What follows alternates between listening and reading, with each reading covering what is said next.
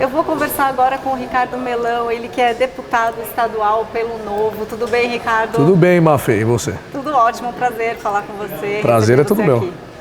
Bom, quando a gente fala já do Novo, a gente sabe que tem muitas bandeiras, né? A gente está num evento de inovação, a gente está falando muito sobre empreendedorismo e o Brasil é um país que tem muitas burocracias. Sim. É difícil empreender aqui, então vamos lá, fala um pouquinho pra gente sobre esse assunto. Olha, Mafê, estando no Novo, o que é muito legal, a gente defende, acima de tudo, a liberdade, né? Então, tanto a liberdade econômica, a liberdade para empreender, porque a gente acredita que é assim que os países evoluem e é assim que a sociedade gera riquezas e prosperidade, consequentemente emprego, renda, bem-estar, enfim. As grandes nações são aquelas que são nações empreendedoras, né? Onde as pessoas empreendem. Aqui a gente ainda tem muito empreendedorismo por necessidade. Não é tanto há um desejo muito grande das pessoas em poderem empreender, mas ainda é um empreendedorismo muito voltado à necessidade. A pessoa perdeu o emprego, né, e começa a empreender porque precisa sobreviver e muitas vezes surgem negócios. Mas o Brasil, eu fico impressionado a capacidade empreendedora da população brasileira diante de todas as dificuldades que a gente tem, né, em relação à burocracia, em relação à carga tributária. É um conjunto enorme de complexidades e a todo momento, né, quando você cria muitas vezes um negócio novo, disruptivo, vem lá o governo, o Estado e vai lá e quer criar alguma regra para burocratizar, para atrapalhar. Então, o empreendedor no Brasil é um herói. Infelizmente, ele foi visto muitas vezes como um vilão. É verdade. Infelizmente. Se cria uma série de regras. Isso eu vejo, é muito comum, né? Só surgir algo, começa uma série de regras em prol da segurança, em prol de diversas coisas, de proteger as pessoas, como se o empreendedor fosse uma pessoa ruim, né? O fato de você querer arriscar, muitas vezes, seu capital, colocar ali seu nome, suar ali sem garantia nenhuma que aquilo vai render, né? É diferente, né? Quando você tem uma carteira assinada, você tem ali o salário, está pingando todo mês. O empreendedor não, muitas vezes ele economiza aquele dinheiro, um dinheiro que ele tem guardado, muito suado, né, que ele deixou de gastar um tempão, vai lá, aplica tudo de uma vez e tem que fazer a coisa dar certo. E muitas vezes não dá, né, porque a gente sabe que a grande maioria dos negócios em um ano acaba. Imagina ainda você tendo o Estado como inimigo, o governo como inimigo, todo dia te colocando obstáculo. E é tanta responsabilidade, é tanta conta a mais para pagar que parece que o brasileiro ele tem até medo de crescer, né? Sim. Por exemplo, a gente tem o microempreendedor individual e aí se você cresce, poxa, está crescendo, mas e agora? Eu vou me transformar numa empresa e como que fica? E as pessoas acabam ficando ali numa linha de conforto. Faz sentido isso que eu estou falando, Ricardo? Faz total, né? Porque dependendo conforme você vai crescendo, vai aumentando, né, o excesso de regras que o Estado coloca em cima de você. Vai se tornando ainda mais burocrático, né? O pessoal não pode ver algo crescendo que já quer controlar, como se fosse ruim, né? Como se precisasse controlar. Então muita gente opta por ficar num tamanho ali estável, porque, puxa, vou entrar numa outra faixa, vou pagar outro tipo de carga tributária, então é melhor ficar do jeito que está. E aí, às vezes, a pessoa até faz várias empresas, muitas vezes cumprindo o papel de uma. É justamente para ter vários diferentes, para não crescer. E isso torna tudo ainda mais burocrático. Bom, a gente sabe que o melhor caminho é desburocratizar. E muitas pessoas da política falam isso, acabam prometendo isso, né, para os cidadãos. Você, dentro da política, quais são os desafios? Qual que é o caminho aí para você conseguir aprovar alguma atividade legislativa? É difícil? É bem difícil. Vou falar pela minha experiência, né? Eu sou deputado estadual, em São Paulo sou 94, então sou eu e mais 93. Né? Todo mundo querendo legislar, né? Deputado estadual, função, além de criar leis, né, e votar projetos de lei do Estado, né, no âmbito estadual, você ainda fiscaliza o Poder Executivo. E aí, é claro, as pessoas querem colocar leis para mostrar que está trabalhando, então fica aquele excesso de leis ali protocoladas sobre diversos assuntos, às vezes surge alguma janela política, sai uma notícia bombástica ali, algum fato bombástico, sempre tem algum deputado que quer lançar logo em seguida um projeto de lei como vou solucionar o problema, porque assim ele aparece. O que isso faz? Isso vai enchendo a casa de projetos que vão tramitando. E esses projetos, eles passam, né, toda vez que você protocola um projeto, ele passa pelas comissões responsáveis antes de ir para o plenário. O que são as comissões? geralmente são temáticas, né? Então, a primeira comissão que o projeto passa é de Constituição, Justiça e Redação. Vou falar um pouco do procedimento para você ver o quanto é difícil, justamente para responder a tua pergunta. Vamos lá. Tô brincando. Não, mas é mais ou menos isso. Fora os tempos de discussão, enfim. Então, você protocolou ele vai lá para a CCJR, né? Comissão de Constituição, Justiça e Redação, que é justamente para ver se aquela lei poderia ser apresentada por um deputado estadual, porque muitas vezes é do âmbito federal, só um deputado federal poderia apresentar, ou é um tipo de lei que só um governador poderia propor, né? Alguém do Poder Executivo, o presidente, o governador também tem esses perfis, geralmente é a maior parte, inclusive, né? Que causa impacto mesmo.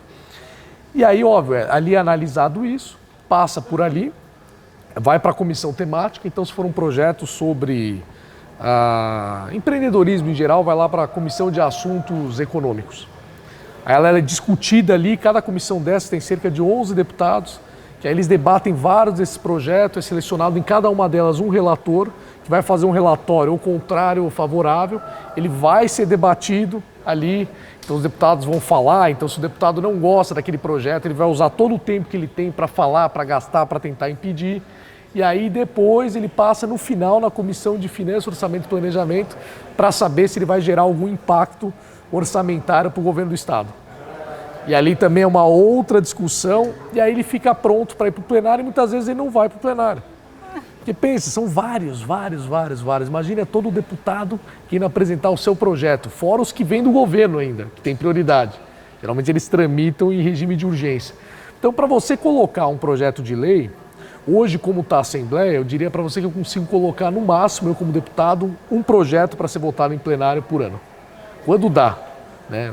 Esse ano eu entrei agora, completamos um ano, estamos quase no segundo, já estamos no segundo ano de mandato, eu consegui colocar um projeto só até agora e tiveram deputados que não conseguiram pautar os seus projetos ainda, com essa situação toda de pandemia. Então tem uma dificuldade enorme.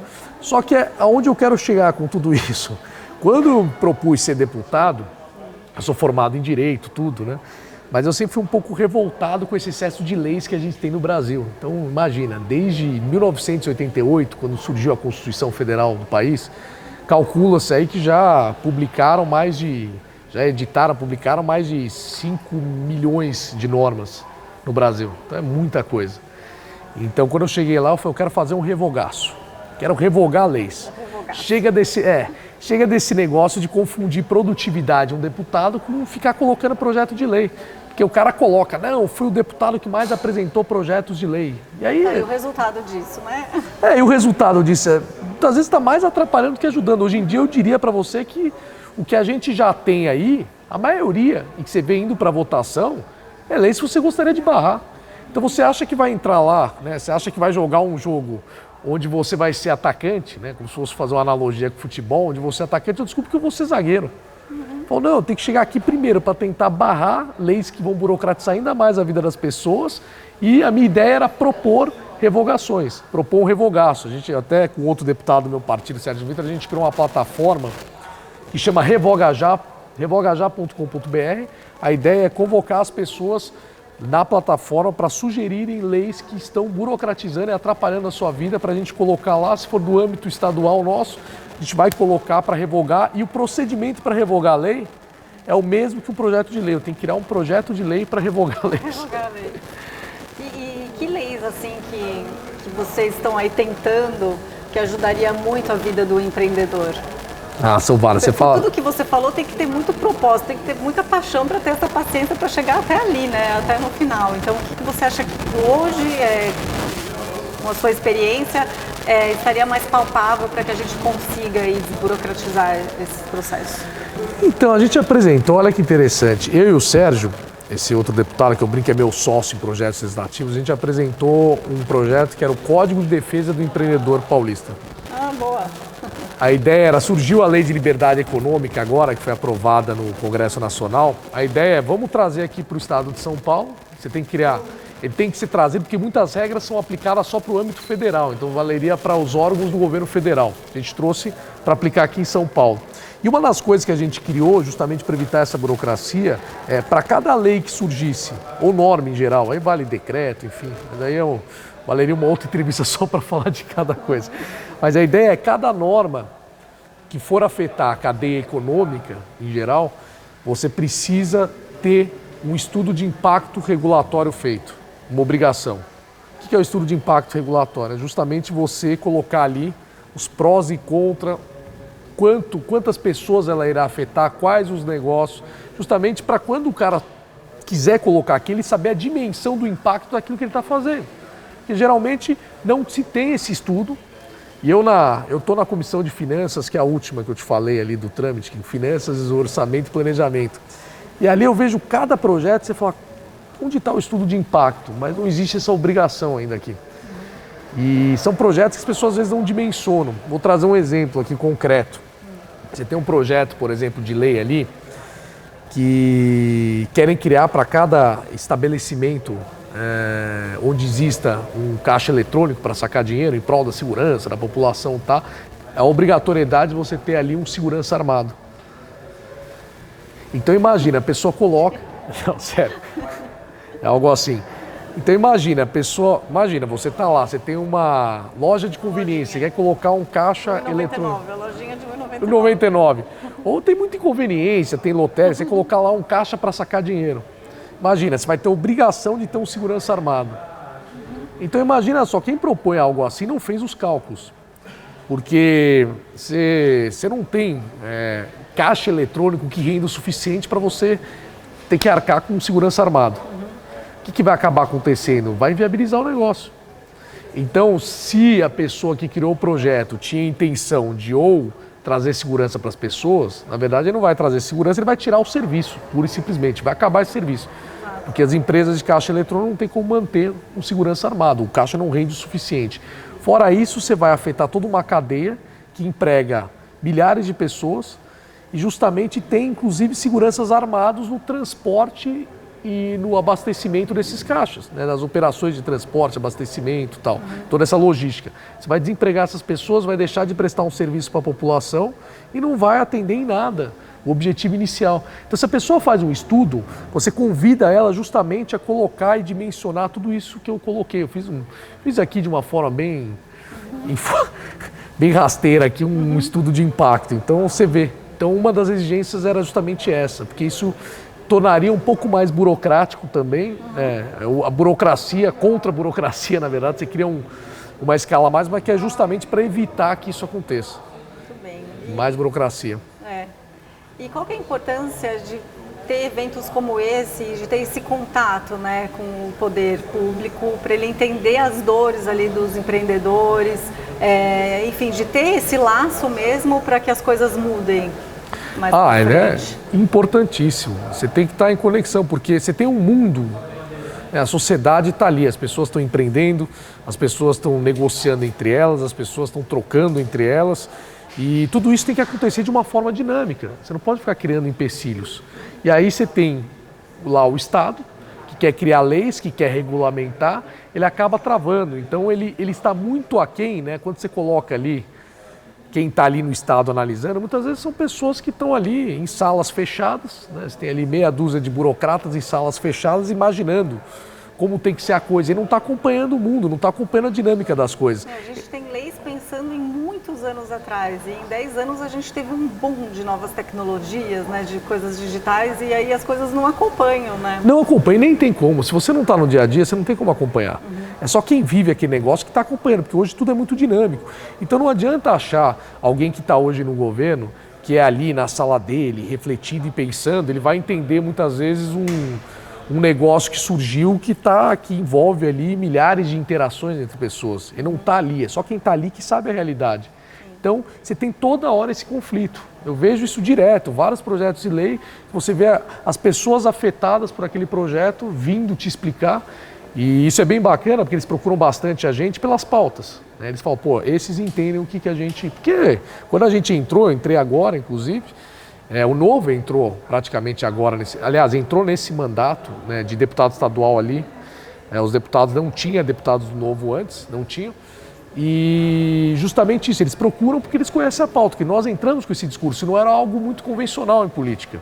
Então eles procuram e explicam, e na hora que eles explicam pra gente, você fala, poxa, é tão óbvio isso aqui, mas por isso que é importante ter essa interação a todo momento, né? Justamente para evitar esse tipo de coisa. Imagina o atraso que gera. Quanto se custa para uma empresa ter que ficar apenas evitando esses empecilhos, essas barreiras, o quanto elas gastam de termos de advogado, argumentação, enfim, o tempo que elas vão lá para apresentar e muitas vezes para falar o óbvio para um político ou para um burocrata.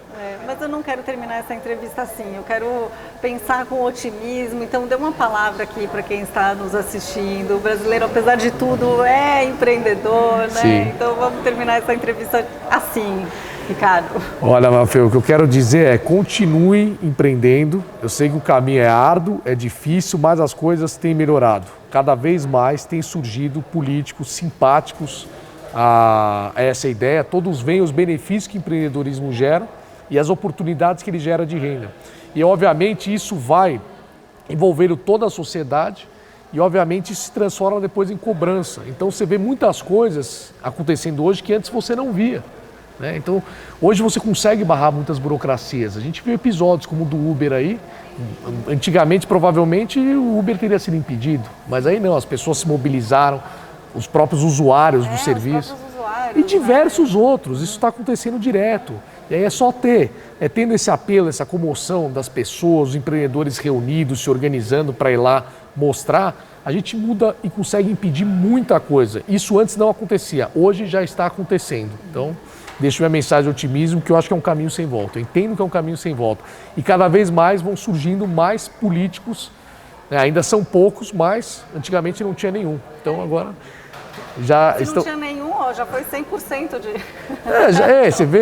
Você vê que coisa... Não, e você vê muito, até eu vejo por outros deputados também que não são do Novo, mas que também entendem, né? Eles entendem a necessidade de você desburocratizar, de você não criar tantos empecilhos, começam a entender que o empreendedor é uma pessoa extremamente necessária para a gente ter um bom país, né? Um país próximo para gerar rendas. Então, eu deixo essa mensagem de otimismo, né? Estamos caminhando, ainda em passos lentos, mas está cada vez melhor. Sim, muito bom. Muito obrigada, viu, Ricardo, Obrigado, Mafê, por essa palavra aqui que você trouxe para a gente. Eu que agradeço.